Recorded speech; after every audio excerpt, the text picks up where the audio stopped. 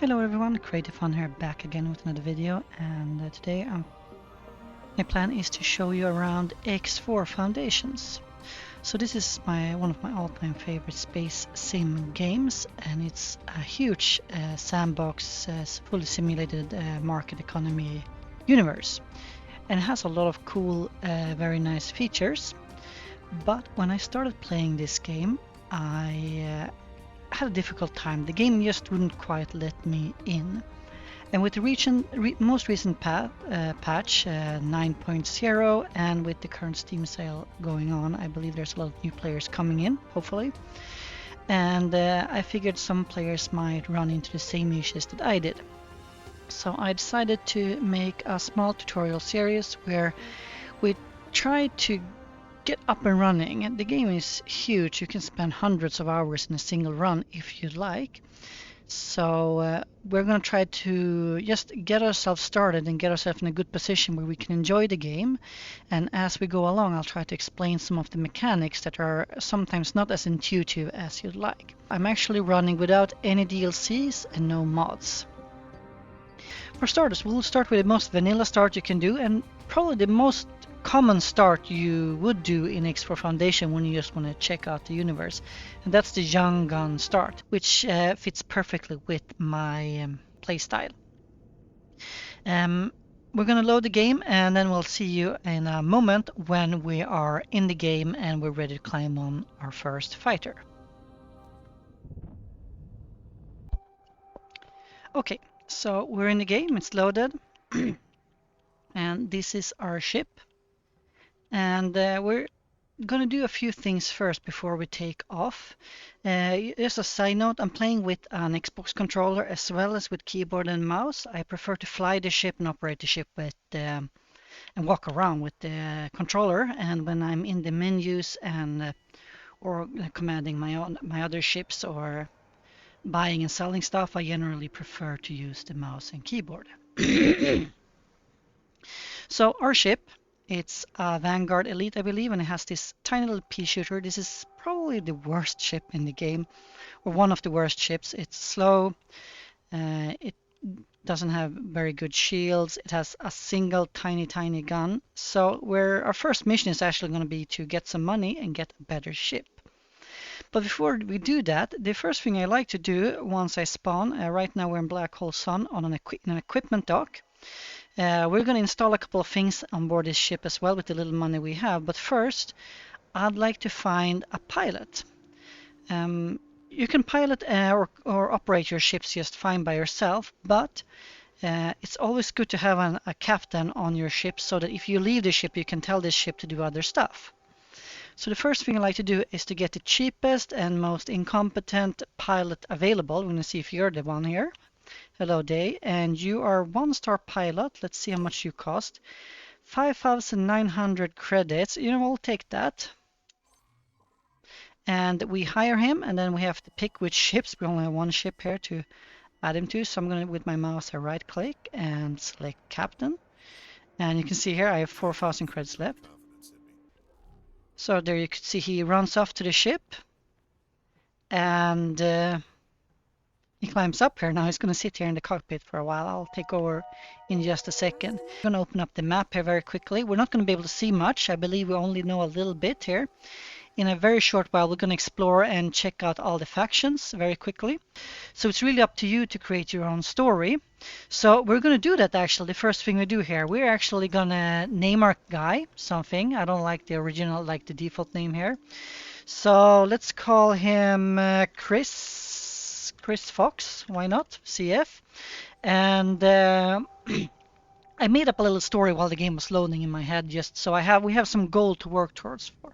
So let's pretend Chris Fox here. His parents, they were killed by the Xenons, and he thinks that the government's currently trying to fight the Xenon. They're absolutely really bad at their job. So his goal here is to create his own kind of anti-Xenon task force. So we're going to call that the CF Anti-Xenon Task Force, the CF-ATF.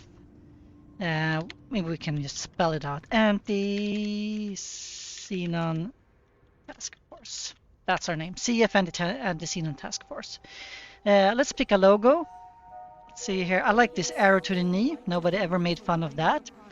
We can also change the color of our ship here, our default skin. Now you can download or add mods that increases the number of skins you can have. So, but this I'm running completely without mods and completely default. So we just have these ones. I actually like the more lighter blue one here. So we're gonna pick that. So this is a nice little ship now. We changed the color and I actually like this light blue, turquoise, and brighter paint scheme. And there's our arrow to the knee. I'm gonna climb up here, and whenever you do something new, the first time when you start a new run, this tutorial thing will generally pop up. So we're gonna ignore that because instead of reading that text, I'm gonna tell you what we're gonna do. So we're gonna take over here from Captain Day. Let's see. We'll decide how we pronounce his name later. And when you sit in the cockpit, you come up with this menu. Now we can actually go and upgrade and repair our ship here, and we can see there's some things we can do here. Now this ship is bad, and the first episode here now, we're actually gonna travel around a bit and see if we can't find a better ship. So, but before we do that, we actually want to get around a little bit faster. So I'm gonna actually pick these engines, Travel Mark 1 engine. And it costs us a little bit more, but we still have a little bit of cash left, so I think that's fine. We're also going to check and see software here. And ideally, I would like to add a docking computer, but we can't afford that right now. I can't afford anything. But good upgrades to get is a docking computer, long-range scanner software. Police scanner not super necessary, but training computer extension, especially on your AI-controlled ship. This is super important to have later. But for now, we're just going to make do with the travel engine. Confirm order. And that's going to take about a minute to finish. So now that our upgrade is done here, we're actually going to undock. And once again, I'm playing with the controller here. You can play this game fine with just a mouse, but I actually like the controllers.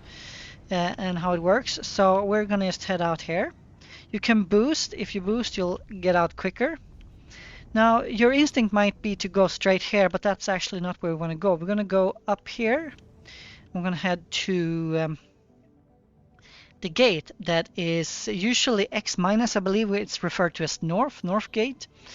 So although obviously there's no northwest in space, but that's usually what they're called in universe. So we're going to head to this gate here, and to do that we're going to enable travel mode, which is going to allow us to travel a little bit faster than this. If we were traveling in this speed, it would take us a good hour to get there. So we're going to open our menu here. There are many ways to enable travel speed. I have it bound to a hotkey that I usually press, but since this is the first time I'm actually going to show you here, you go into the menu and we select mode, and we can select travel mode. So I'm going to click that, and now we're going to speed up. And I'm actually holding down the boost button as the travel drive charges. It actually gives me a little bit of head start with the speed.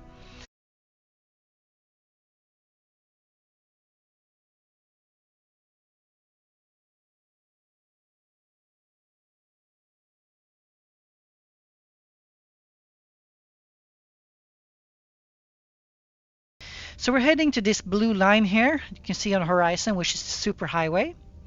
And we could go to the right here and head straight to Argon Prime, but actually we're going to go all the way around. We want to go to Argon Prime eventually, but we're going to go through all the other factions first.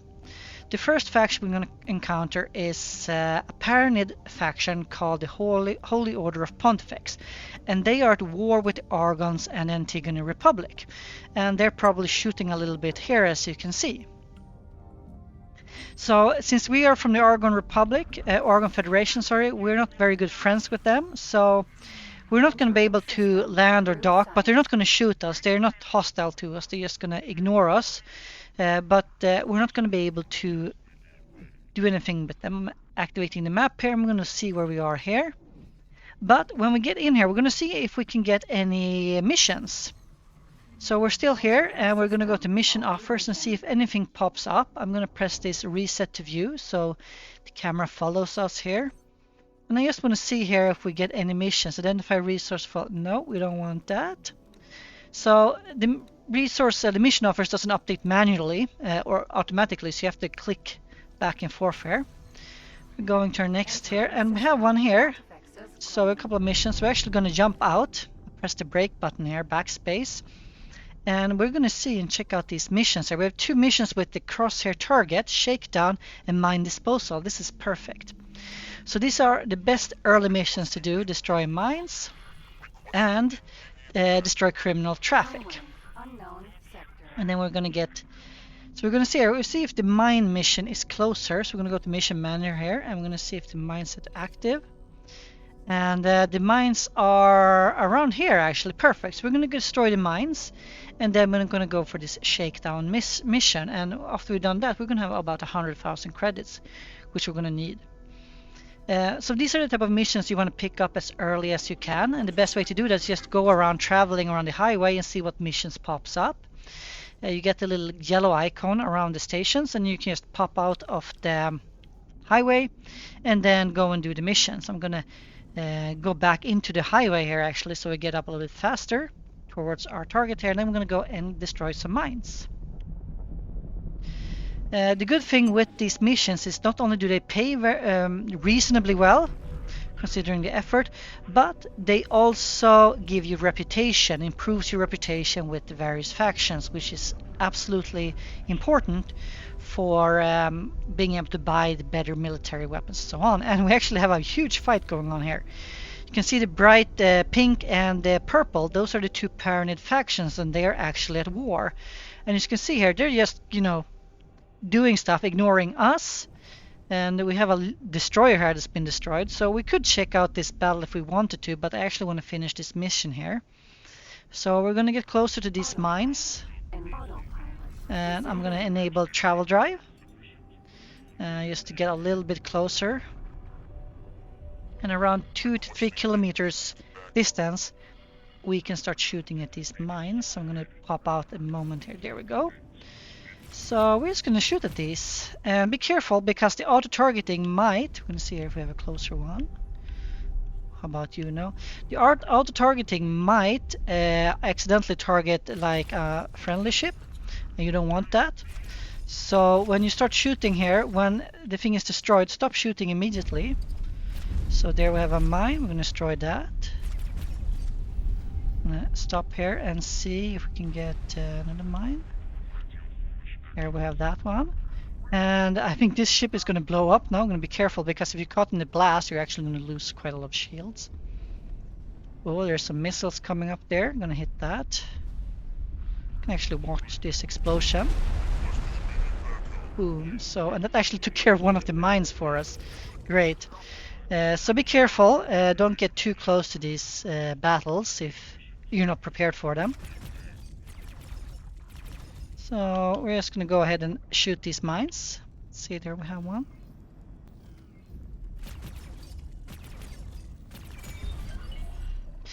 So there we go. Mission completed. We got 1+ in reputation, and we got some nice cash. We're going to check out the other mission too and do that. And if something interesting happens on the way there, I'll show you guys that. Otherwise, we'll see you at the mission area. So we drop off travel drive here and we boost a little bit to get in a bit closer. And when you arrive here, criminal traffic will start spawning, and you're going to hear the enemy detected signal that you're going to be very familiar with playing with this game. So usually it can take a little bit, sometimes it can take some time for the criminal traffic to spawn. But here we have one, I'm going to destroy that. So it's very important here that we don't hit anything else but the criminal traffic. We hit the station or other civilians, they might be upset with us. The cool thing with this criminal traffic is that they also drop some loot, so we can pick that up with our magnet. We're going to chase this guy here. So you have this magnet, you can check in your key binding where it is, but if you get close, this kind of loot will be sucked in.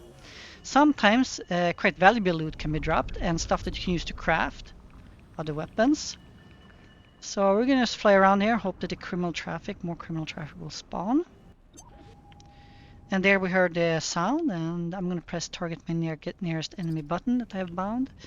And we're gonna boost around here and see where this little guy is. He is hiding, here we have. And take him out. There we go, and we did that mission as well. Just turn down this little thing here. We're going to check out signal leaks a bit later. Thank you. And here I just want to show you, sometimes it gets a bit delayed, but I kill a lot of traffic, and that improves my my reputation, but the reputation takes a bit of time to update, basically. So I actually got +6 reputation with the Paranid faction right now, Holy Order of the Pontifex. So hopefully that means that moving forward they might be my friends, and I might be allowed to dock. So we're just going to jump in here, and it doesn't matter which direction you enter the gate, it will still send you to the same like location regardless. So we're going to keep our eyes open for more. We're going to press reset here and follow. We're going to keep our eyes open for more missions. And if we find anything, we're going to pop out and do that mission as well. So I'm going to actually stop right here. I'm going to check out this little icon here. It's not a mission we can do immediately. But if we go to mission offer, you have this preemptive defense. Whenever you see this, I strongly recommend that you accept it, regardless of whether you can complete the mission or not. There's no time limit. What it asks you to do is to build a military defense station. Now, every faction will, almost regardless of what, as long as you're not at war with them, they will give you this type of missions. And they give you tremendous amount of cash when you complete them. However, they require a lot of cash and access to a lot of resources and blueprints that you obviously won't have access to early in the game. I like to stack this and put as many as possible, regardless of which faction, because this allows me, when in later stages of the game, to decide if I want to help out the faction, I can actually build a defense station for them. Or if I'm in need of money, and I don't care who I build this defense station for, I can start building a bunch of these defense stations and earn a lot of money.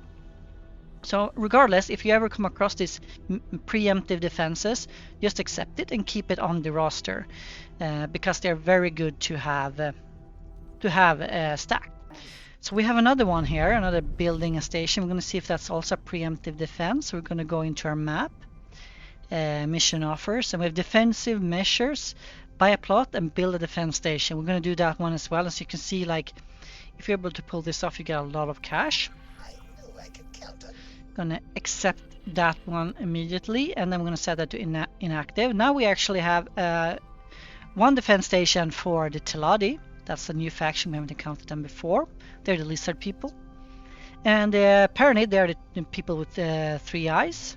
So if we would, for example, want to boost the military capabilities of the Teladi now, we can build this defense station. If we kind of instigate a war between the Paranid and Teladi, and we want the Teladi to win, we will have the means to improve the Teladi's chances of winning by building a defense station here and draining resources from the Paranid. So this is one of the things that's cool about this sandbox game. It allows you to kind of shape the universe a little bit in the later stages of the game. And this is also one of the things that obviously as a new player, there's no way you would know this. And these are the types of things that I wish I knew as I was learning to play the game. Just stacking these missions up, because they spawn randomly, and when you finally figure out you want to do those missions, they might be hard to find. So that's why I like to stack them up early on. And we're going to arrive at probably what is going to be the most important sector for our playthrough. That is Hatikva's choice, and we're going to pop out here very quickly.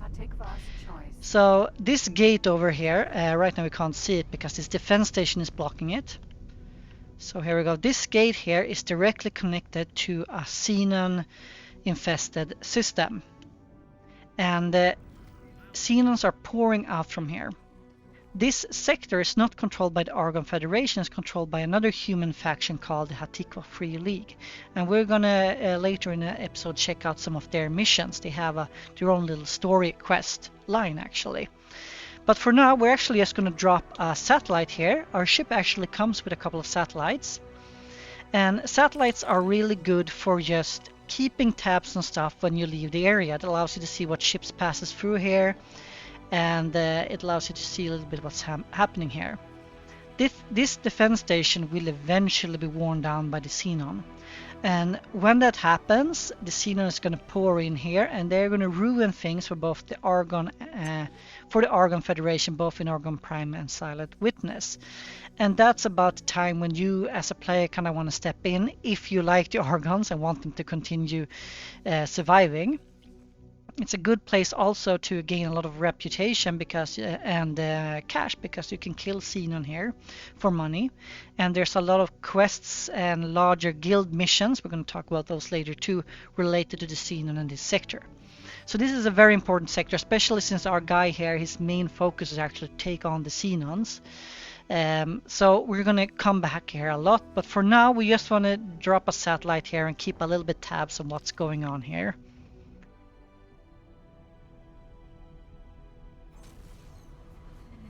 Entering system, Argon Prime. So this kind of completes the circuit, and we're actually going to go here to the Argon Wharf, and we're going to upgrade our ship a little bit. Because now we have some cash, so we're going to put on a docking computer, and we're going to put on a better long-range scanner and a trade extension, and that's pretty much going to empty our pockets again. So while we dock here, and you don't need to ask for permission to dock, you can just fly straight in. This is also one of the things that I wish I knew early on, but there's no need to request docking permission. You can just fly directly to the docking pad, and you're going to automatically get the docking permission. So just fly in here. Once you go in here, docking granted, and then you can just go and dock. So there's no need to request docking permission for any stations. You just fly straight into the docking pad. Ooh. And I forgot, I don't have a docking computer yet, so I crashed in here. That's fine. Let's see, we have to align ourselves with that marker, and then we're down here. So let's hope that's our last embarrassing crash of this playthrough. So we're going to upgrade the ship. We are going to get some software here. We're going to get a docking. We're going to see if we can afford a Mark II. But we want the long range. We can't afford both the long range and let's see here if we can afford. We're getting some money from when we trade in our long range scanner Mark 1 here. So let's see if we can afford this. But I really want the trading extension as well. Let's see, 88,000. We have 104. Perfect. So we are going to get those upgrades. It's going to take a few seconds. And I think that's a perfect place to leave this station. So now we have upgraded our software a little bit, and these are just some of the upgrades that it's really good. The docking computer Mark II really is valuable because it just makes things so much easier. I'm going to engage the travel drive, and we're going to head straight back because we're actually going back to Silent Witness now, where we're going to acquire our first new ship. So we just popped out of the superhighway, and we're heading straight for the gate. We're going to move over to Silent Witness. I believe our target is Silent Witness 12. We're up here now in Silent Witness 1. And I believe it's Silent Witness 9 and then 12. We're going to see here what the gate is called once we arrive here. So the first ship we are going to try to get is actually hiding in what is called a Kahak infested territory. Kahak is also one of kind of like default bad guys. They're also alien technological species that just hate everyone else and kills everything else. There's a lot of lore and story behind the Kahak and the Xenon, and I don't want to spoil too much about that. So through the magic of editing, you don't have to sit and stare at the screen while you're traveling across space for a couple of minutes. But this is also one of the reasons why I want to get a better ship. This is very slow, and it takes time to get places, and I want to go to places fast. So we are right now in a fairly dangerous area. So if you've been following this playthrough and following my steps, this will probably be your first kind of encounter in an area that's inherently hostile to you as a player. We don't carry any cargo, so we don't have to worry about pirates trying to steal our cargo. But this area here has a Kahak hive. You can actually see it over there in the distance, quite far away actually. These are huge buildings or space stations. And in this region, Kahak interceptors and fighters will spawn. Now, these Kahak ships will shred you immediately. You're no match for them, so don't fight them. Just run. If you need to run from something, my tip is first you start boosting. As you're boosting, you activate the travel mode. And then hopefully your travel mode will start going up while the distance between you and the enemy increases, and hopefully you will not die. Also, one of the reasons why it's important to save often when you enter these type of dangerous areas. So we're heading in this direction here. We're going to turn a little bit, head over here. So sometimes it can actually be quite tricky to find these derelict ships. Now I improved my long-range scanner, so hopefully we'll be able to pick it up. So since I know where this is, I'm actually just going to travel to it, but there are guides online that will show you the position of these ones. And I sometimes find it quite difficult, even knowing roughly the position. You know, space is big, so I sometimes find it quite difficult. But we detect it immediately, luckily. So these ships show up as gray on your radar, and it's blue here on the display though. So we're actually going to head to this, and since this is your first encounter with a derelict ship, usually this little sign here, start capturing tutorial to learn about taking over a ship. We don't need to do that. I'll tell you how to take over a ship. And this is also one of the reasons why I want to pick up a captain for my own ship as soon as possible, because I don't want to leave the Vanguard. The Vanguard is useful. It's not just not a very good combat ship. So we're going to get close into this ship here, and I'm going to show you how to capture a ship. So first thing we do, we need to get up, and this is one of the cool things I really like. All the ships in this game has interiors. So what we can do is we can just get up here. Obviously this is a small fighter, so we know it's very cramped, but here's my guy Day. You sit here and just don't die.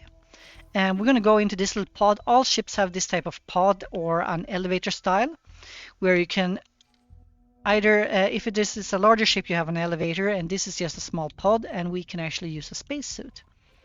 So now we're outside, and if you haven't done EVA before in a tutorial, this is one of the few times where momentum matters. This spacesuit is not going to slow down by itself, so I can slow down by braking, and I can speed up, and I can even boost.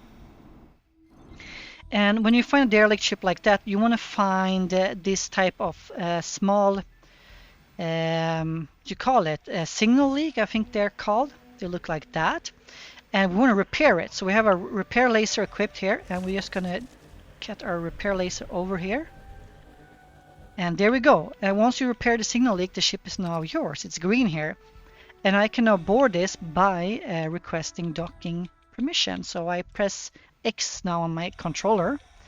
I press A on my controller and just open up the menu. You can right click too and request docking permission. And then just fly into our ship. Now this is a Paranid ship. And Paranid engines, each faction have different types of stats for their engines and weapons. Paranid engines are really fast. They have a really high travel time. So it's my favorite if we look at vanilla, it's my favorite getting around engine. So it's perfect for a player ship because it gets you around. It's not too good with combat. It doesn't have a very long boost time. So if you're doing a lot of combat, it's not the best. And we actually have quite good weapons. Let's see what we have here on board the ship. We actually have missiles. We have light guided missiles 6. That's perfect. Fantastic. Love missiles. And we have Shard Battery Mark II. These are insanely powerful. This is a really good combat ship. So we're going to go into ship information here, and I'm going to use my mouse now here to go ship overview. I'm going to see what we have. We have a Mark III travel drive. So this is a top-of-the-line ship. If we want to sell this, we can probably get a lot of money for this ship. Mark II thrusters, combat thrusters, that's wonderful. We have Mark III shields. Even if it's just one shield, that's great. We have these excellent weapons alongside a tracking launcher.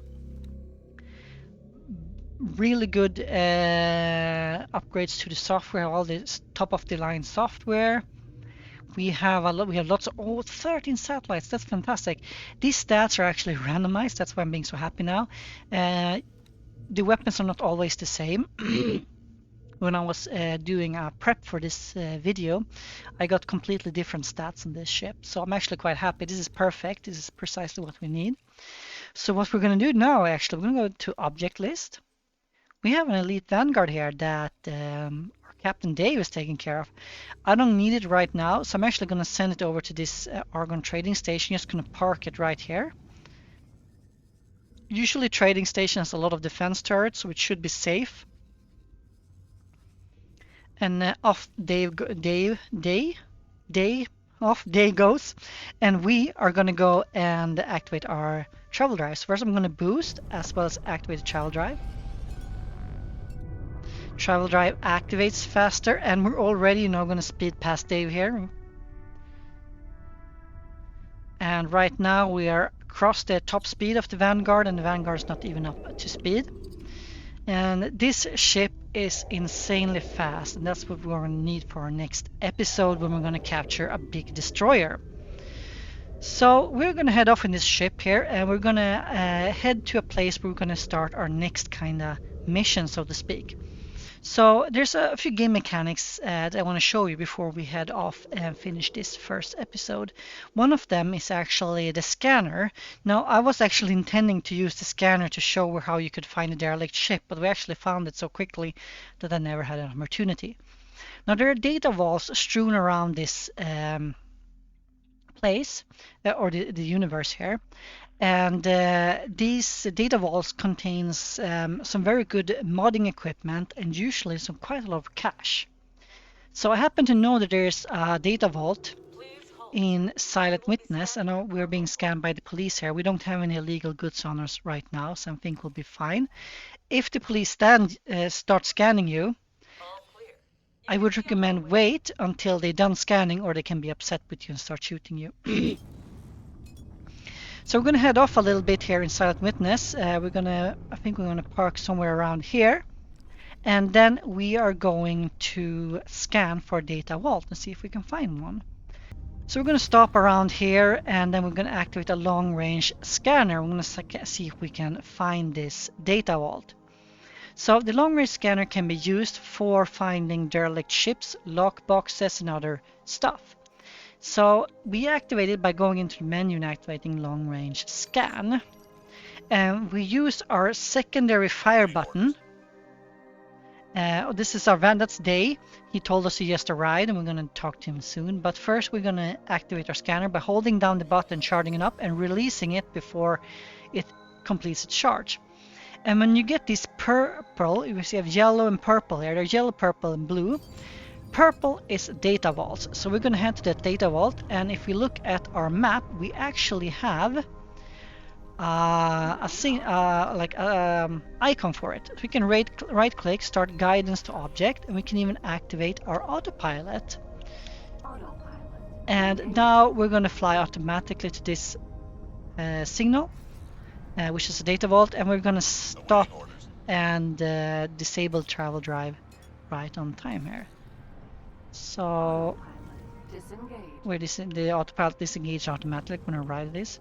So this is a data vault, and these can be locked by repairing these red markers here. We can't do that in our ships, we're gonna have to pop out and do that manually. And this can be a little bit tedious depending on where these red terminals are. So I like usually, because the space is quite slow, I like to go around with the ship, and this is why I want a fast and nice and nimble ship, because it's easy to move around. But I just want to check where these are, so I don't spend time having to find them with my spacesuits, which takes forever. So we found, like, see, can we find one here? They're usually on the ends and bottoms here. So yeah, let's grab this one first. I'm gonna get up. Go into the spacesuit. And then we use our repair laser on these ones. And now it's green, that usually activates more of these stuff. So a few of these lids opened up, and we're going to see if we can find more of these. So we have one more of those red ones.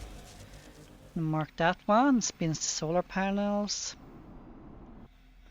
And I see that there's some more red data panels there that we need to do. So I'm just going to go around and check this lid here that's open.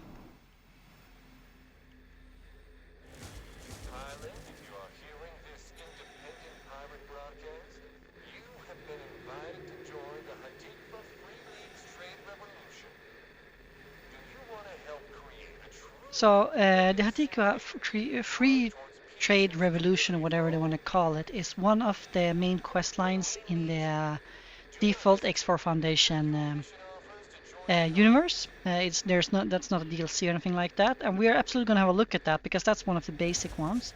So, but we're first going to repair this one here, and this is our reward. I'm going to grab this one. So to grab objects in space, you need to hold down your magnet button and fly straight into this, which I failed miserably at. Do that one more time. Here we picked everything up, and we're going to see what we got. So we got 125,000 credits. That's fantastic. And we got some things. We want to make sure we didn't get any illegal goods as well. But before we do that, I actually want to get into the ship. So there we are. Before I go into the seat here now, I just want to check my personal inventory. You find that around personal information. This is stuff that you carry on yourself. And they're not connected to the ship's cargo hold. And we have a bit of stuff here. Some of these are crafting wares and they're really good. I think we picked this up when we did a criminal traffic mission. We have some trade wares here. We can sell these once we get to the station. We'll probably do that. I don't think we have anything illegal. Usually there's if there's anything illegal, it will show up here. Certain things are legal in certain by certain factions, so it can also depend a little bit on which faction you're at. But we have no illegal goods here. We're a bit too early to commit crimes, I think. So I'd rather avoid committing any crimes right now. So that's how the long-range scanner works and how these data vaults work. So if you come across them, they're definitely worth checking into. What they also do when you scan everything and you unlock it, you actually unlock something. I'm going to go and show you to that. Let's see here. We have something called in the encyclopedia. You have something called a timeline, and this actually unlocks entries in this timeline, which adds to the lore of the game, which can be really fun if you're into like the story about the X universe and all those things that happen. That will also explain some of the reasons why certain factions are at war with each other and so on. So we're going to head straight to this gate now, and we're going to go to a place called see here, Holy Vision in Holy Order of Pontifex territory, where we are gonna pay a visit to the Xenon actually, and this is gonna be our first really dangerous mission we're gonna do, and this is the one that requires a little bit of skill. So we're gonna travel on this highway until we reach Holy Order of the Pontifex. So what you can do if you want to have a look around the menus and stuff like that and don't worry too much, you can actually right click on a destination. You can right click anywhere or on a station. In this case I want to go here, so I'm actually just going to right click around here, start guidance to position. Now I get a marker that will show me how to get there, exit the highway, and then activate the autopilot, and now we're on our way. So there. So we're using the autopilot now, and what it's going to do, it's going to exit the highway here, and then it's going to activate travel drive and fly us here. Autopilot disengaged. So we're going to stop here. I press backspace to stop. And we are also going to stop guidance, so I'm going to go into the map here. Ooh, we have probably a defensive measures. We're going to grab that mission. So we're going to stop guidance here first. And as I said earlier, if you come across these preemptive defense or defensive measures, always pick those up because they're really good to stack. Especially if you want to increase your reputation and earn a lot of cash. So this is where we're going to end the first episode. And next episode we're going to take our new combat ship, the Perseus here, and we are going to head straight to Xenon space and see if we can survive. So thank you so much for watching. I'll see you guys in the next episode.